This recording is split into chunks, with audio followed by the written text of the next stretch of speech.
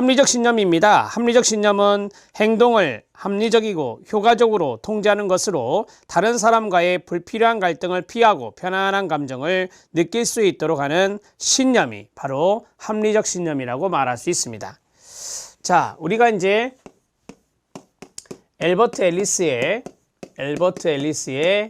R, E, B, T라고 했잖아요. 자, 이거를 제가 이제 좀 설명을 해드리면 이게 합리적 신념이에요. rational, 합리적 신념이 되고, 합리적 신념으로 이게 이제 합리적 신념으로 바뀌게 되면 여기 정서와 여기 행동을 세라피한다, 치료한다라고 하는 거예요. 그래서 합리적인 신념으로 문제가 되었던 정서와 문제가 되었던 행동을 치료할 수 있다라고 하는 것이 REBT에 바로 숨어있는 진실이다, 이렇게 보시면 돼요. 그래서 합리적인 신념으로 정서와 행동을 치료하는 것이 앨리스의 REBT다, 이렇게 정리해 주시면 되겠습니다. 자, 그러면 반대로 비합리적 신념이 있다.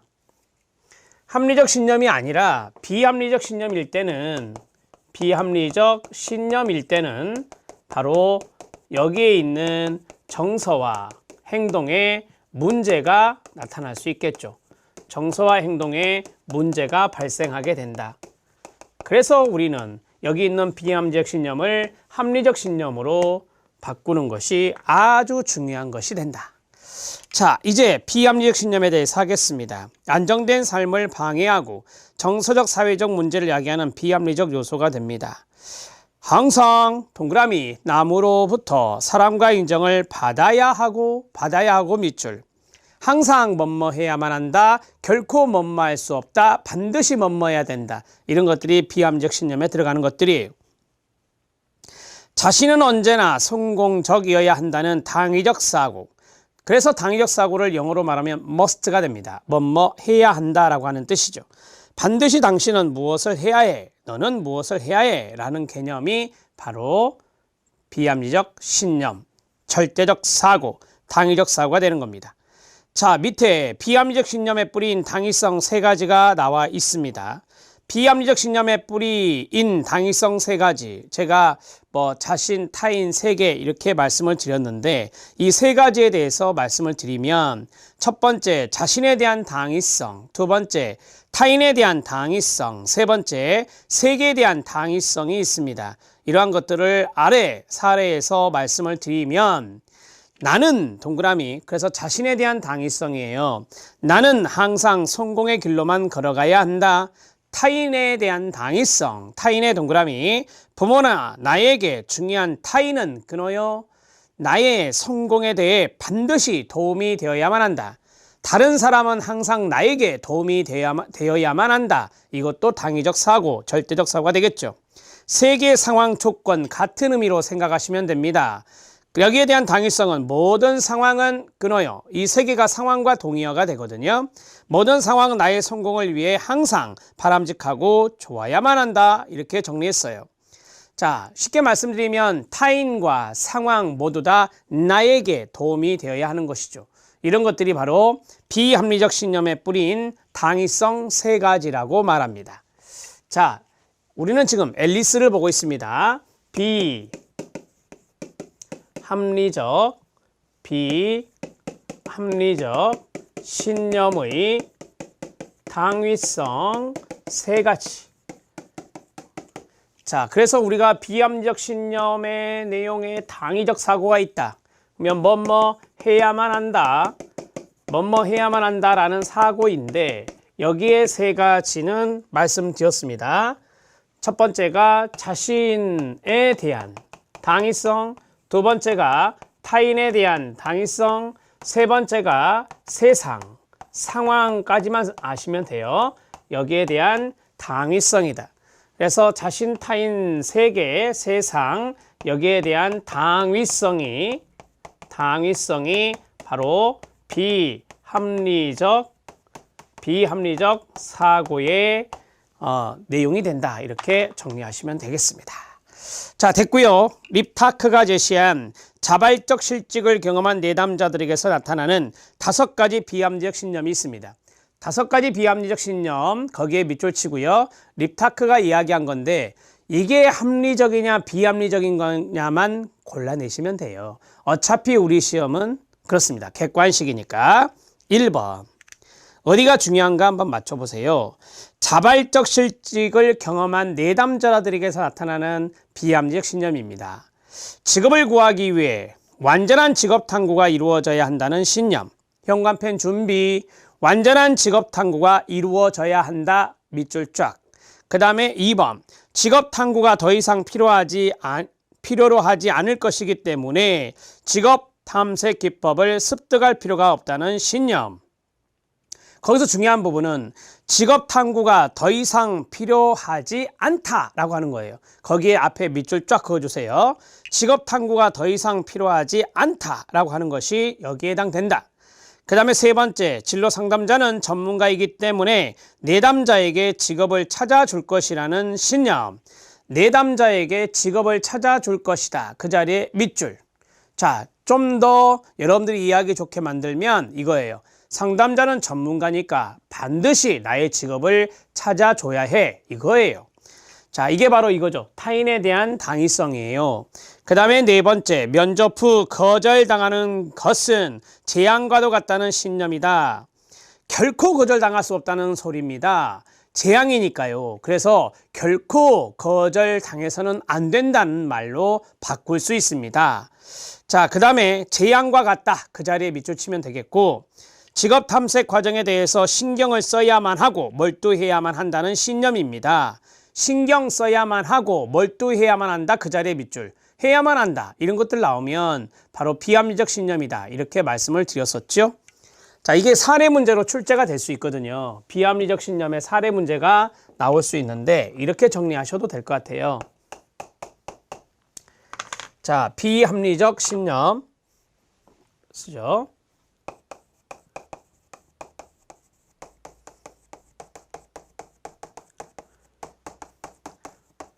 비합리적 신념의 사례에서 반드시 또는 항상 뭐뭐 해야 한다.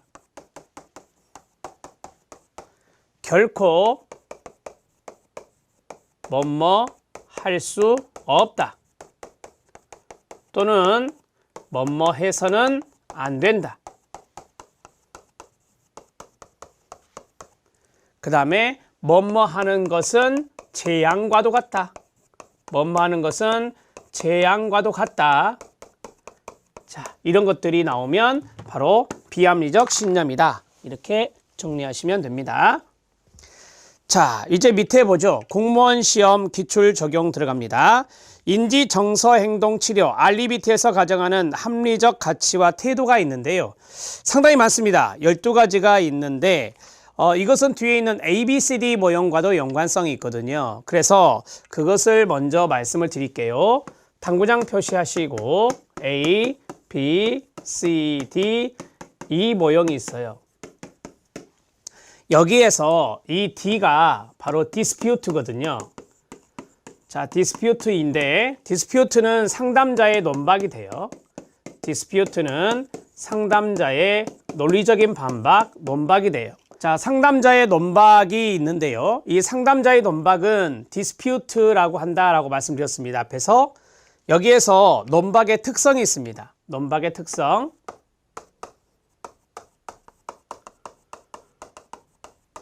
뒤에 여러분 교재에는 이게 나와 있지 않지만 암기법으로 말씀을 드리면 논, 현, 동, 파, 융실이 이런 식으로 외우시면 돼요. 암기법입니다. 자, 이게 암기법인데 이걸 좀 풀어드리도록 하겠습니다. 논, 현, 파, 융, 실까지입니다. 5가지거든요. 그래서 이 동하고 이는 그냥 제가 넣어드린 거예요. 그냥 입에 딱 잘 붙게. 자, 첫 번째는 논리성입니다. 그렇게 생각하는 것이 이치에 맞습니까? 논리적입니까? 이렇게 반박하는 거고요. 그 다음에 2번째, 현실성입니다. 그게 현실적으로 맞다고 생각하십니까? 이렇게 논박하는 거고요. 그 다음에 파급 효과입니다. 자, 파급 효과는 그 앞에 신념에 의해서 결과가 나타났다라고 했었잖아요. 그래서 이 신념에 의해서 이런 정서적인 것과 행동적인 결과가 나타난 것입니다. 라고 이제 논박하는 거죠. 그 다음에 융통성입니다. 자, 우리가 이제 뒤에도 나오겠지만 경직된 사고의 반대가 융통적인 사고거든요. 그래서 융통성 측면에서 논박을 해주는 것이고요. 그 다음에 실용성입니다. 자, 실용성은 효용성이라고 그래요. 효용성. 자, 우리가 이제 효용성, 그게 실제적으로 이득이 있을까요? 실제적으로 효용이 있을까요? 라고 물어보는 거죠. 이런 것들이 바로 이제 실용성, 효용성이라고 하는 겁니다. 논박의 특성이 이렇게 돼요. 그러면 이제 금방 우리가 이제 공무원 시험에서 나왔던 내용들에 보면 이런 내용들이 포함되어 있어요. 거기 보면 인지정서행동치료에서의 합리적인 가치와 태도가 있다라고 했어요. 그러면 합리적인 가치와 태도, 즉 여기 있는 것들이 바로 이제 합리적인 가치와 태도와 연관성이 있는 것들이거든요. 자, 현관펜 준비하시고요. 1번 맨 끝에 자기 관심의 밑줄, 자신에 대한 관심이 있고요. 그 다음에 2번 맨 끝에 사회적 관심의 밑줄 치세요. 사회에 대한 관심이 있고요. 세 번째, 자기 지도의 밑줄, 영어로 하면 셀프 디렉션이라고 돼 있어요. 그래서 자기 지향적이다라고 해요. 이걸 직독직해 하면 자기 지도가 되는 거죠. 네 번째, 관용성이 있어요. 이걸 관용이라 하고요. 다섯 번째는 융통성, 말씀드렸죠. 융통성 밑줄 치고요. 그 다음에 불확실성을 수용한다라고 했어요. 그러니까 뭐든지 다 완전하게 확실할 수는 없잖아요. 그래서 불확실성을 받아들인다라고 하는 겁니다. 불확실성의 수용에 밑줄 치시고요. 그 다음에 일곱 번째, 창조적 일에 몰입한다라고 했어요. 우리가 커미트먼트, 이게 몰입이라는 단어인데 헌신이라는 단어를 쓰기도 해요. 그래서 몰입, 헌신 둘 다 밑줄 치면 돼요. 그런데 창조적인 일에 몰입하는 거예요. 창조적인 일에 몰입하는 것은 좋은 거거든요. 합리적인 거예요. 그래서 창조적인 일에 몰입한다, 헌신한다, 이렇게 이해하시면 되고요. 그 다음에 여덟 번째, 과학적으로 사고한다 라고 했어요. 이런 거 논리성, 이런 것들이죠. 과학적으로 사고하는 것이 논리성입니다. 혼란에 대한 자기 책임을 인정하고요. 그 다음에 자기 수용적이다. 자기 수용의 밑줄입니다. 저기 위에 자기 관심이 있고 자기 수용이 있고 자기 지도가 있죠. 이거 자기로 들어가는 단어들을 좀 묶어주시면 더 좋아요. 그 다음에 열 번째, 위험 감수하기가 있습니다. 위험 감수하기에 밑줄 치고요. 그 다음에 우리가 현실적의 반대가 뭐죠? 현실성 반대가 이상이잖아요. 그러면 비이상주의적, 비유토피아적이어야 돼요. 그래서 비이상주의적, 비유토피아적, 좌절의 포용이다 라고 하는 거죠. 현실적으로 좌절할 수 있다라고 하는 거예요. 그런 것들을 포용해 주는 거고요. 그 다음에 장기적 즐거움을 추구한다 라고 했어요. 즐거움 추구, 이런 것들이 중요할 수 있겠죠. 자, 그러면 12가지가 있는데 이게 이제 출제가 됐기 때문에 간단하게 정리를 해 놓을 필요가 있습니다. 합리적 태도, 합리적 태도와 가치가 있는데 앨리스가 말한 합리적 가치와 태도가 있는데 그게 12가지다 이렇게 말했어요. 간단하게 좀 적어보면 생각나는 대로 적어볼게요. 자기 관심이 있고, 그 다음에 자기 지도가 있고, 이걸 자기 지향이라고도 한다겠죠. 그 다음에 자기 수용이 있다. 그 다음에 불확실성을 수용한다라고 했어요. 불확실성 수용. 그 다음에 비유토피아적. 비유토피아적, 이것은 좌절의 포용이라고 그랬죠. 좌절의 포용. 좌절 포용 이렇게 쓰겠습니다. 자, 그리고 여기에서 나왔던 거 융통성이라고 하는 것이 있었죠. 융통성. 자, 그 다음에 논리성은 뭐 과학적인 사고 이런 것이 있었어요. 과학적인 사고, 과학적으로 사고한다 이렇게 했죠. 그 다음에 창의적인 일에 헌신한다. 헌신, 커미트먼트, 몰두한다 이렇게 정리한 바가 있어요. 자, 이해되시죠? 그 다음에 위험 감수하기, 위험 감수로 쓰죠. 그 다음에 맨 마지막에 있었던 거 즐거움을 추구한다. 즐거움을 추구한다. 이런 것들이 있고요. 그 다음에 합리적인 태도를 할 때 자기 자신에게만 관심이 있으면 안 되죠. 사회적인 관심도 필요하다라고 했어요. 사회적인 관심도 필요하다. 자, 이렇게 해서 지금까지는 11가지인데 한 가지 더 써보겠습니다. 관용성이라는 게 빠졌네요. 관용성. 자, 이렇게 해서 모두 12가지가 됩니다. 12가지 정리를 좀 해 놓으시면 돼요. 여기 6개, 여기 6개 써드렸습니다. 자기 관심, 자기 지도, 자기 수용은 3개 묶어드렸고요. 그 다음에 불확실성도 수용할 수 있어야 되고, 현실성을 강조한다라고 했으니까 비유토피아적, 좌절의 포용이고요. 융통성 말씀드렸습니다. 과학적인 사고는 논리적인 측면을 이야기하는 것이고요. 창의적인 일에 헌신 몰두하는 것, 위험을 감수하기, 즐거움 추구하기, 사회적 관심, 관용성까지 정리해드렸습니다. 자, 이 부분이 공문에서 출제된 것이라서 별표 3개를 쳐주시면 좋겠습니다. 자, 상담의 방법이 나옵니다. 상담의 방법은 우리가 이제 인지적인 측면을 수정하는 것이기 때문에 기법적인 측면에서 인지적 기법을 쓰겠죠. 그런데 행동과 정서도 변화시켜야 되기 때문에 행동적인 기법과 정서적인 기법 모두 다 다양한 기법을 쓰는 거예요. 치료자는 내담자가 비합리적이고 부적절한 자기독백을 인식하게 하고 보다 합리적이고 긍정적인 자기독백으로 대처하도록 도와야 되겠죠. 한마디로 말하면 부정적인 셀프톡을 긍정적 셀프톡으로 변경시키는 거예요.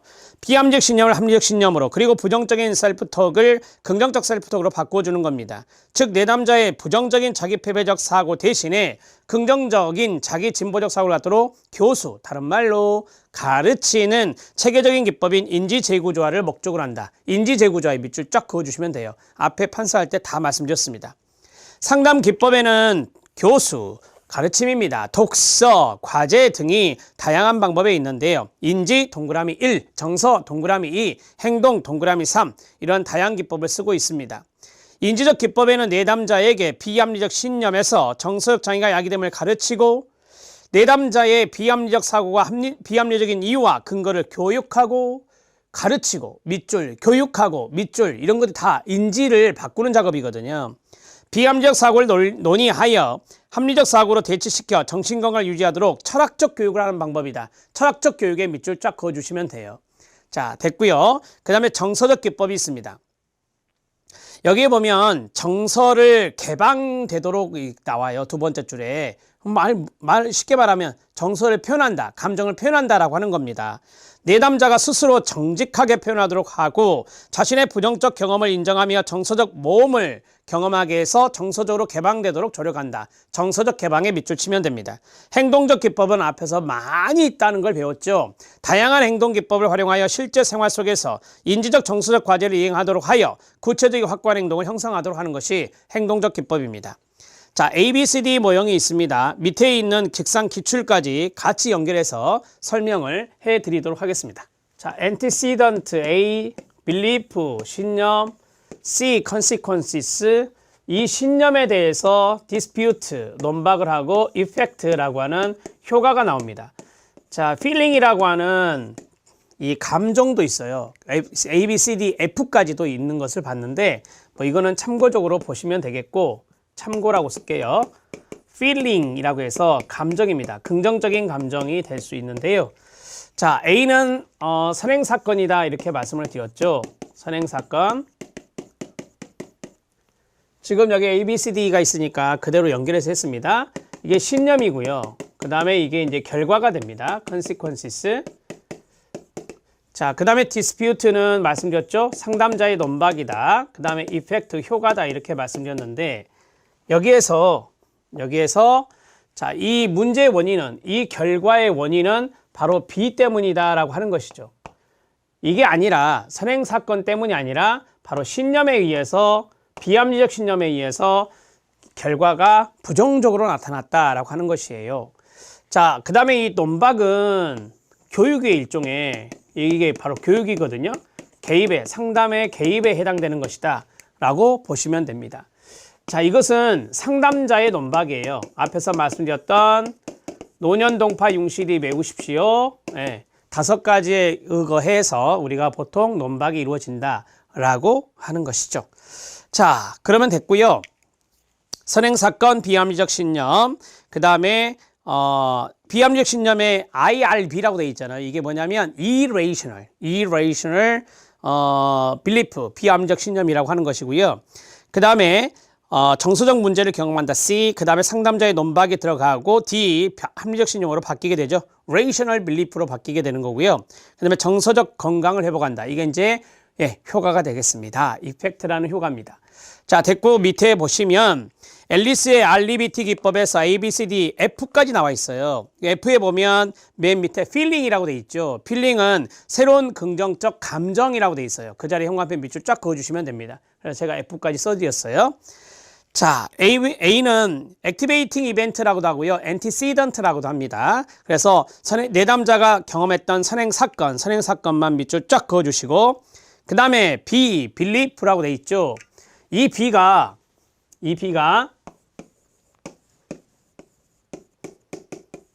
이게 뭐죠? 행동이라는 단어잖아요. 이게 아니거든요. 왼쪽에다 behavior라고 쓰세요. behavior는 행동입니다. 행동이 아니라 신념이다. 이렇게 정리할 수 있습니다.